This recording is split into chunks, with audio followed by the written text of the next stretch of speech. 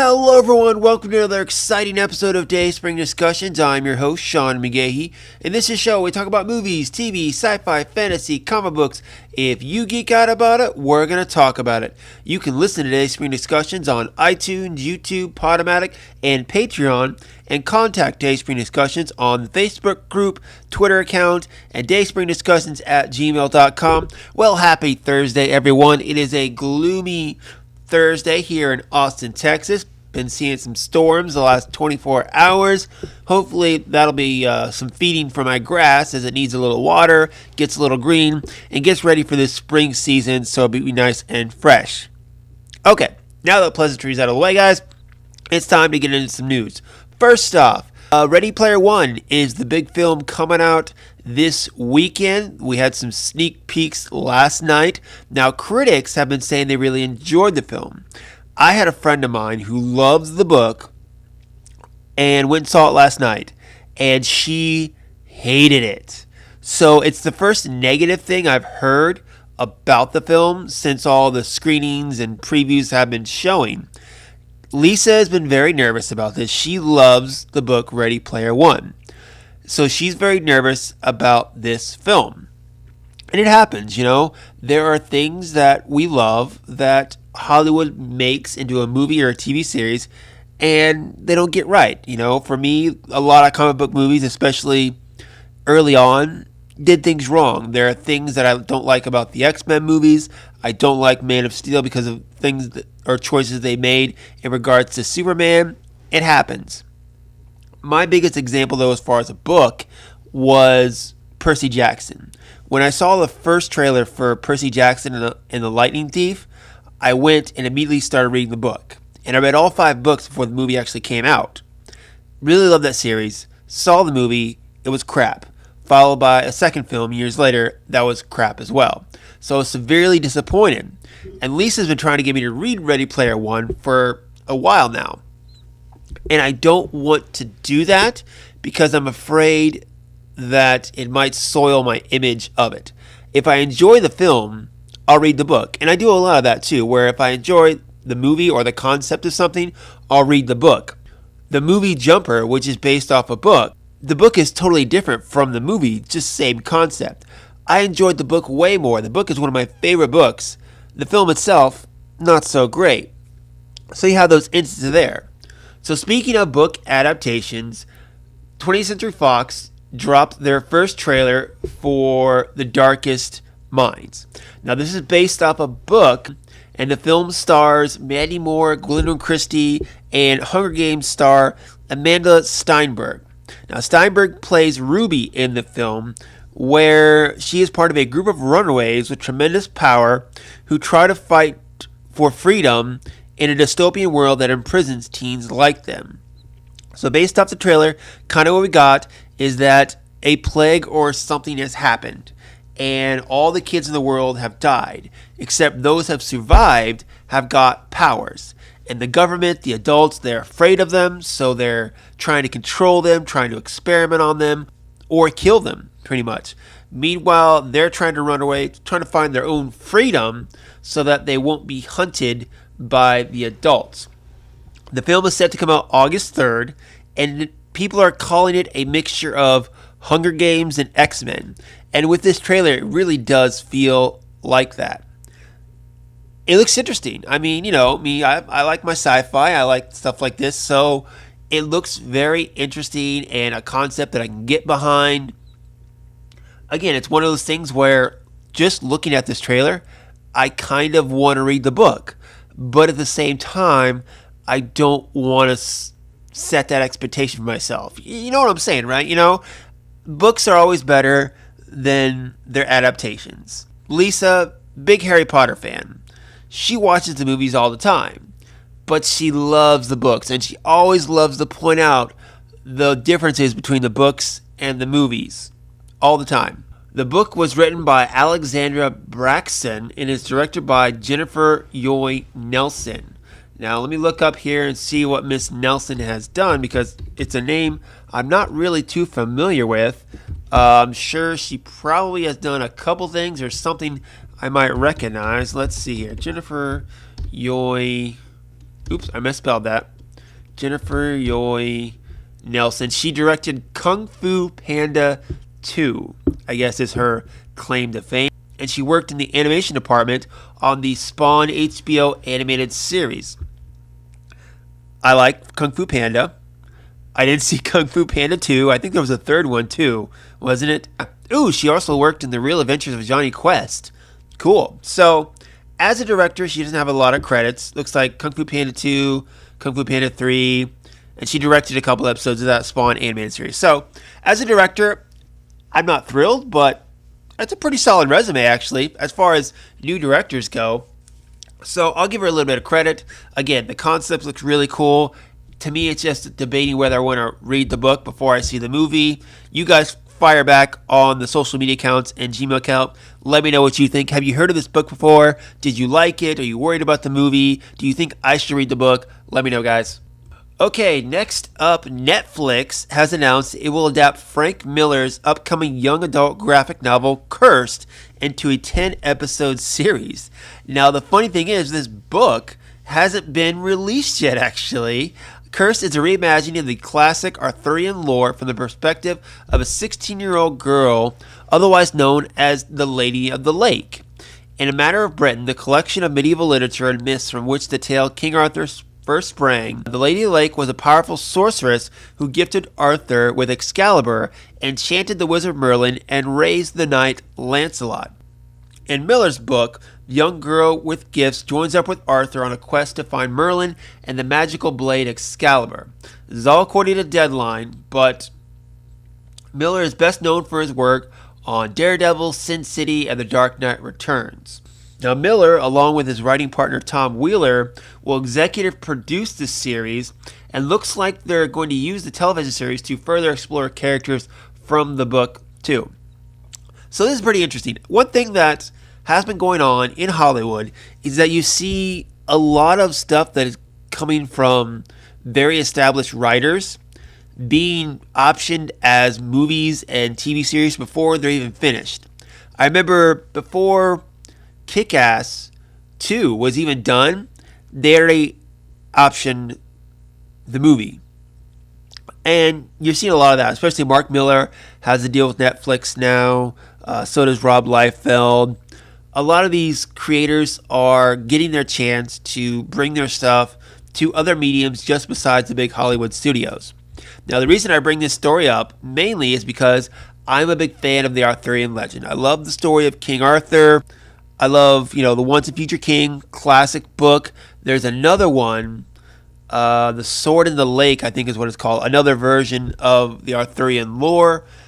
Really love it. As far as the movies go, there hasn't been a great one, in my opinion. Probably my favorite. Gosh, I don't really. There was a Merlin miniseries back in the 90s starring Sam Neill. I really liked that one. In any event, like I said, Frank Miller, really great writer.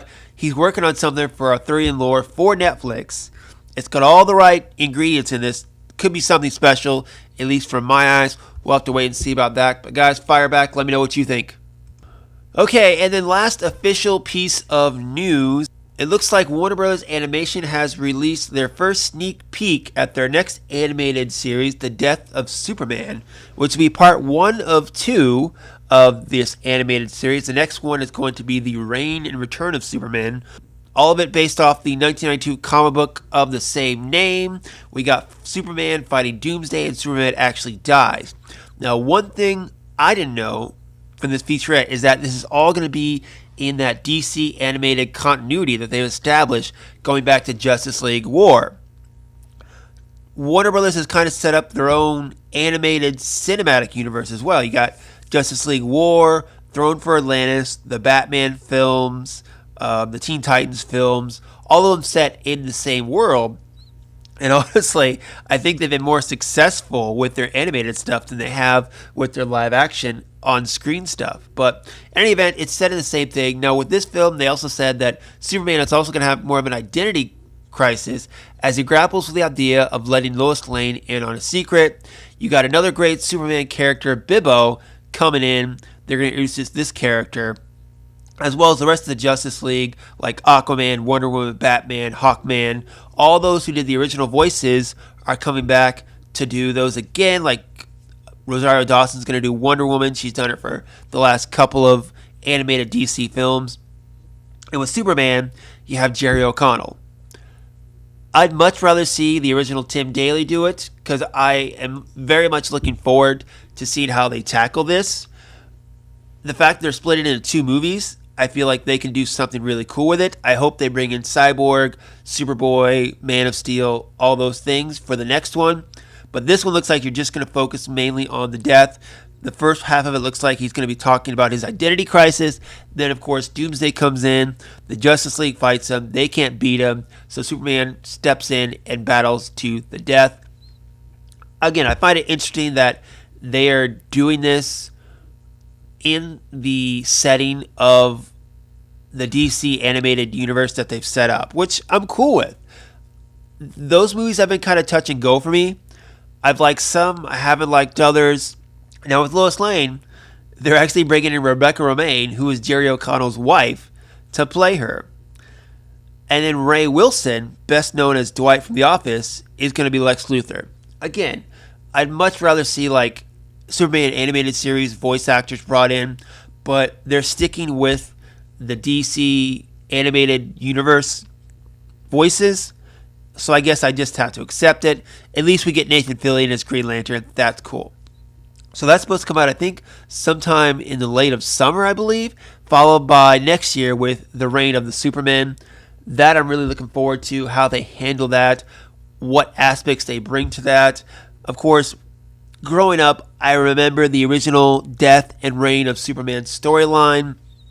I love me some Superboy. After that whole event, I collected Superboy comics. I even collected Steel. Those are two great characters. I'm glad they stuck around in the DC continuity, although I can go on a really big tangent about Connor Kent and how he's no longer in the DC comics, but that's neither here nor there. In any event, go online, check out this special preview, guys, and judge for yourself what you think of it. If you're looking forward to it, you can be sure that when it does come out, I will share my thoughts on it. Okay, guys, so the last thing I want to talk about before I go, last night I sat down and read Green Lantern Earth 1. Now, this is the next in the series of DC Comics, the Earth 1 comics they've been coming out with starting several years ago with Superman Earth 1. They've got 3 volumes of Superman Earth 1, 2 volumes of Batman Earth 1, and 1 volume of Wonder Woman Earth 1.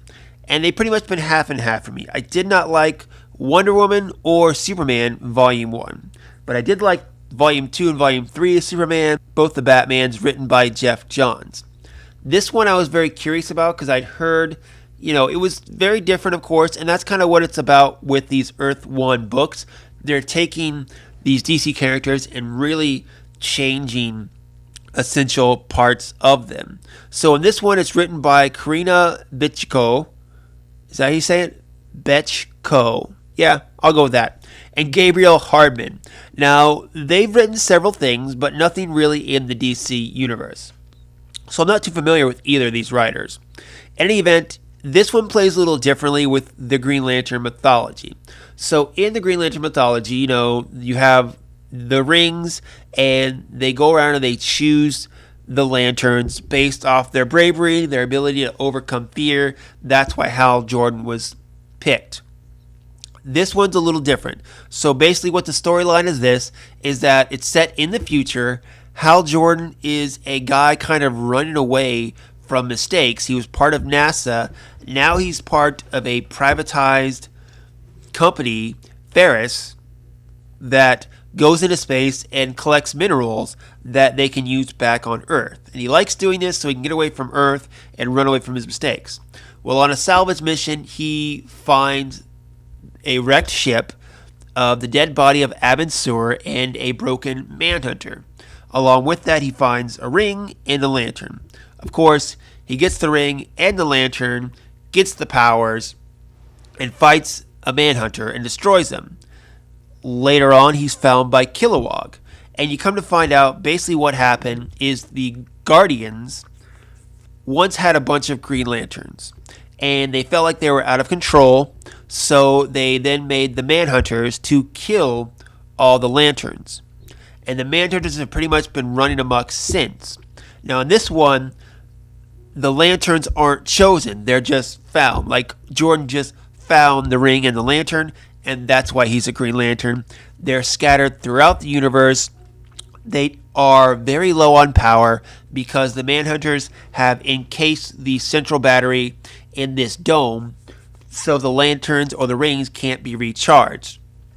Long story short, Jordan leads and finds a bunch of lanterns and tries to make a go at it for Oa to try to recharge their rings and defeat the Manhunters. I found the different story very interesting.